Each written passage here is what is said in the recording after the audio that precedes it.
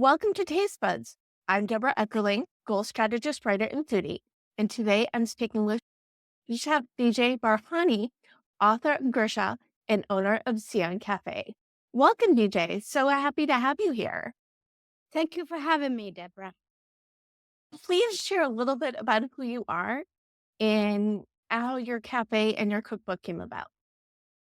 Sure. Well, I was born in Ethiopia, and I made a journey to the Promised Land, Israel, when I was very young.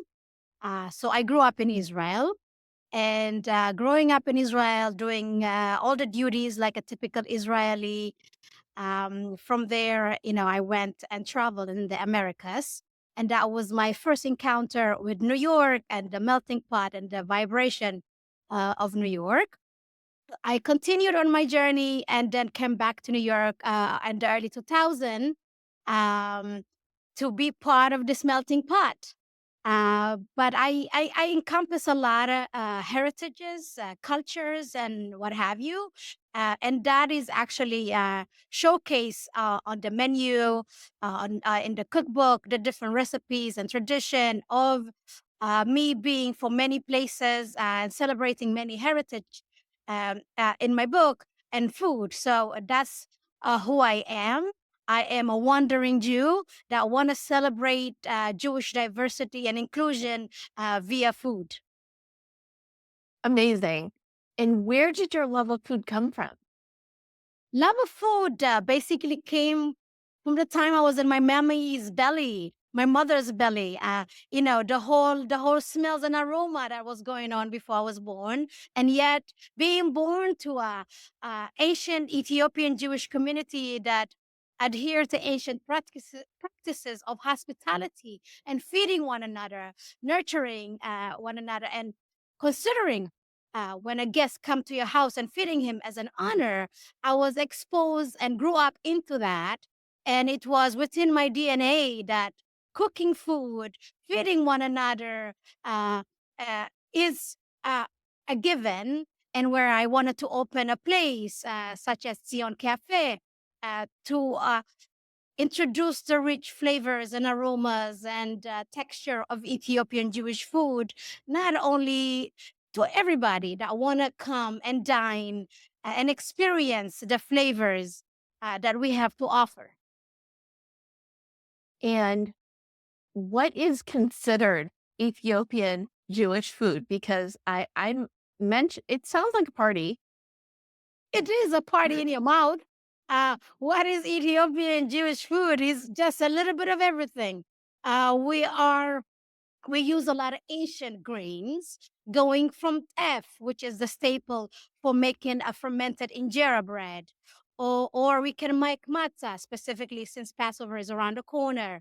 And that is basically the injera flatbread, which is fermented, and it takes between 3 to 5 days to bring it and to bring it to the best fermentation stage, and then make the injera bread out of it, which is actually your plate. The injera bread basically is your plate and your utensil to grab the different stools that's going to be on the injera.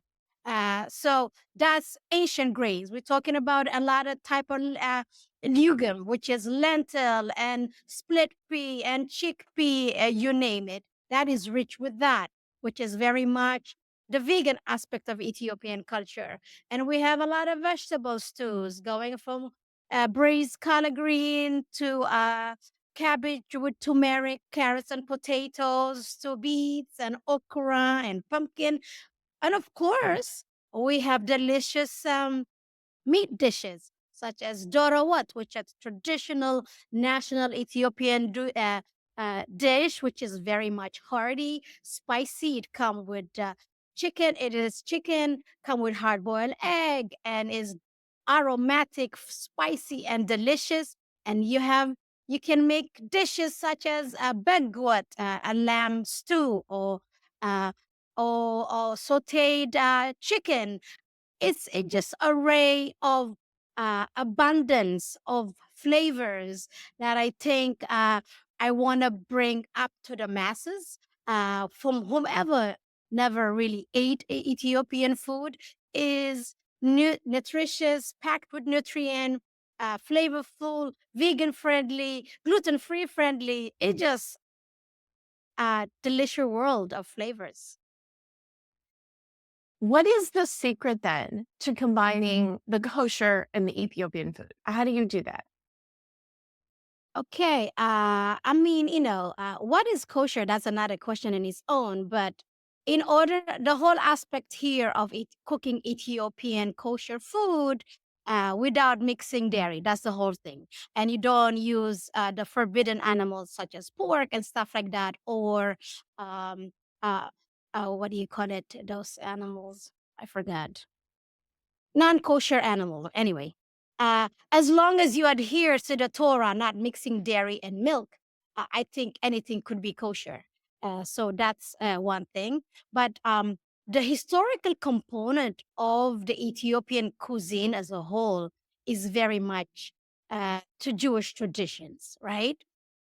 I would say eating only animals that are within, the law of the Torah. Uh, uh, Within Ethiopian culture as a whole, there is no pork in the cuisine at all, or or sea food that is non-kosher, such shrimps and stuff like that.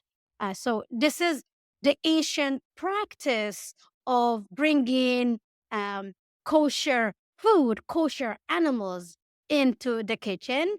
And cooking it without uh, butter or anything like it. So that's what make it kosher. And we are specifically plant based. It's just for those people who adhere to particular law and regulation, but it's plant based. What else can happen really? We're not mixing anything. We're washing the vegetables as necessary without being kosher or anything like that. So for me, it's very easy because Ethiopian as a whole, the cooking, the process is very much kosher. You know what I mean by that? You have to make sure you wash your collards or your vegetables, and that is so in case there is no little animals or anything maggots in it, you want to make sure you wash it. So people wash it, their vegetables, their rice, anything, just to make sure there is nothing in it. So that's, and the Ethiopian Jewish community do not eat anything with blood, which means you want to make sure you don't eat raw meat. You have to cook it or roast it in order not to be eating meat, not eating blood. So that's what makes food kosher in a way. What is it you love so much about the cuisine that you prepare?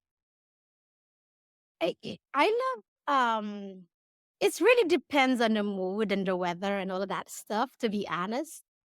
Sometimes when it's a cold day, it's I crave for delicious pumpkin stew with sweet potato and a little bit spicy, where you make it with silsi or the kulet.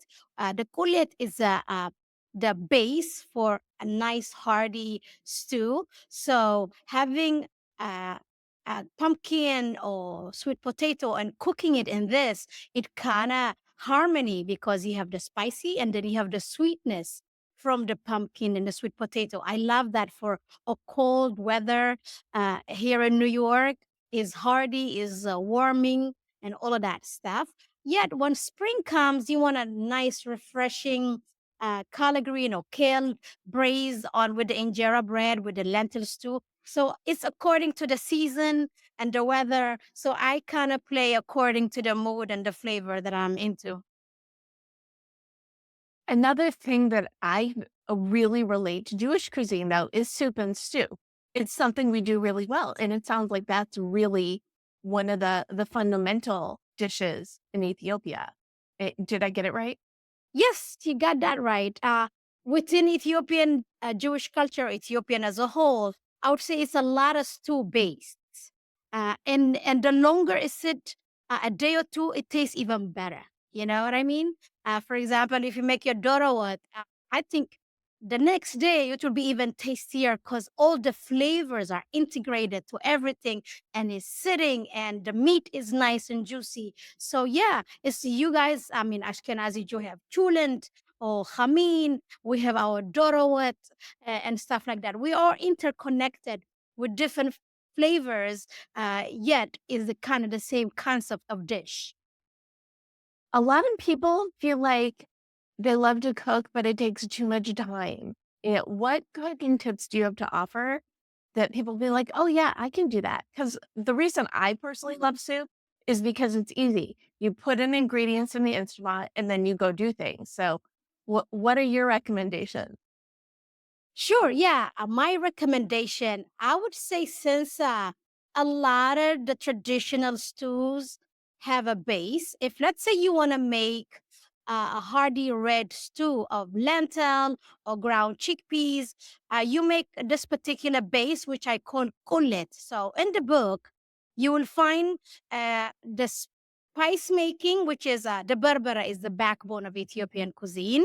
And then, in order to make that kullet, the selsi, you need a lot of berbere, onion, garlic, and ginger.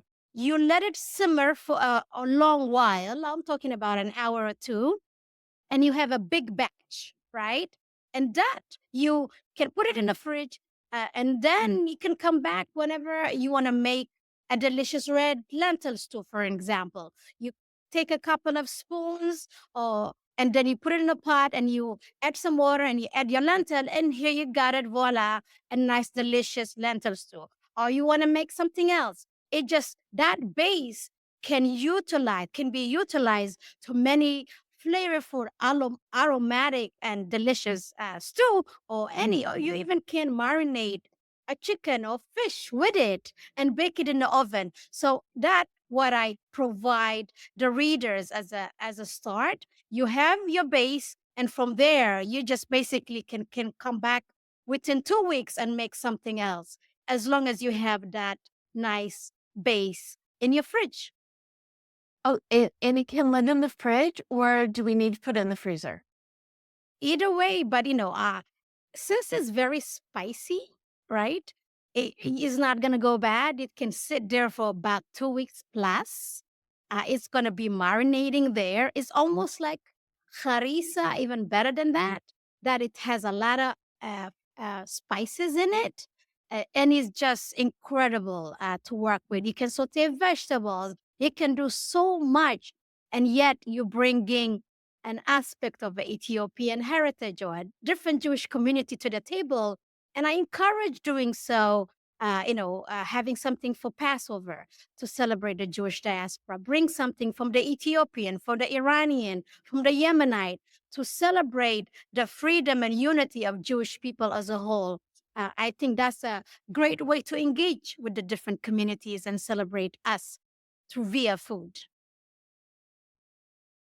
I feel like you're reading my mind because I was gonna ask you about that community aspect of food. So what do you think it is about food that really invites people into this great overarching conversation that everybody can relate to? Yeah, I would say, yeah, what I say usually about food is a wonderful tool uh, to bring people together. It's wonderful way to break bread together and engage and learn about one another, and embrace and respect. Once you're open to tasting a particular group flavors and dishes, and I think you will have a better understanding, and you can talk and chat, and maybe we have to agree to disagree in some way. But I think is a great tool, really, to have people tasting, engaging, asking questions, and then there is a way of openness and and engaging with people a lot easier. I would say my offering is to have food as a medium of peace, harmony, and understanding and respect. Eventually, It almost feels like that's kind of the point of the book too, right? that's correct. Okay, can you talk a little bit more about what you hope your book does for people? Yes. So the title of the book is Gursha, right? Gursha is the act of feeding one another, taking a big morsel of food and feeding you, somebody across the table from me. And that action, I think it kind of break all the barriers and walls, right? And you are more open. You are my friend, you are my sister. And since I already fed you, and I think the ability to engage with me would be a lot more at ease. You kind of breaking the ice. So I'm here feeding a gursha to everybody that want to engage and learn about my rich Ethiopian Jewish heritage and eventually build on that and discuss different topics and engage for better understanding and existence and justice amongst everybody in this world, which we definitely need it at this moment in time. Definitely. Definitely. Um, and I like to put a recipe in the recap. And I think the recipe we were going to do was the matzah. Lovely. Yes. Matzah, itcha. We call it yawurena, itcha. Or yo, naifasika, itcha. So this is the different terms, names that I mentioned to you in Ethiopic, either Amharic or Tigrinya. So yeah, it's ideal. This is one of the OGs, the original way of making matzah. This is a Nahari bread, right? The Israelites, the Hebrew, when they were leaving Egypt, they had to make their bread in a hurry. So this is in a very hurry making matzah bread, which my Ethiopian Jewish community been doing for thousands of years to commemorate that. And I love making it with F flour, which is gluten free naturally. And then on in the cookbook is there. You add a little bit of salt, and you need a pan, and you just make it on your stove, top stop, whatever, on your stove top. Uh, yourself every day throughout the Passover is fresh, is nutritious, gluten free, and that's the recipe. And I think it's easy, and I would definitely encourage people to experiment something new and bring to their Passover table in order to celebrate freedom and Jewish diaspora. The thought of fresh matzah sounds so good. And, I'll hot fresh from the oven and it's like a twofer because you get to bring a different kind of matzah to your table. And if you go to jewishjournal.com/podcast, you can read the article that goes with the episode and get that wonderful recipe from Beejhy. Any final food for thought about ways to cook better, bring more cultures into your kitchen? Yeah, as I mentioned earlier, I would just, what I want to bring to the Jewish diaspora or the Jewish world or everybody in here, be open, engage with something that you don't know, explore different flavors, it's delicious, and bring new dish to your Passover table, to your Thanksgiving table, to any table in order to celebrate the mosaic of peoplehood and their deliciousness of food. That's what I encourage. Love it. Well, thank you so much, BJ, for taking the time to chat today. Where can people learn more about you and your book and your cafe? They can definitely follow me. I'm quite new to Instagram. BJ's Gursha on Instagram or Tsion Cafe. They can find us there. And of course, purchase the book, learn about my community, the practice, stories, and tradition of the Ethiopian Jewish community. Thank you so much. Well, thank you again. And thank you for tuning in to Taste Buds with Deb. Don't miss an episode. You can subscribe on YouTube, iTunes, or your favorite podcast platform. And again, if you go to jewishjournal.com/podcast, you can get the recipes and read the articles that go with each episode. And you can learn more at tastebudswithdeb.com. I love this idea that by bringing a different culture's food to your table, it's a way to engage all of your senses, but also engage with your community at large. So give it a try. Until next time, bon appetit. Cheers.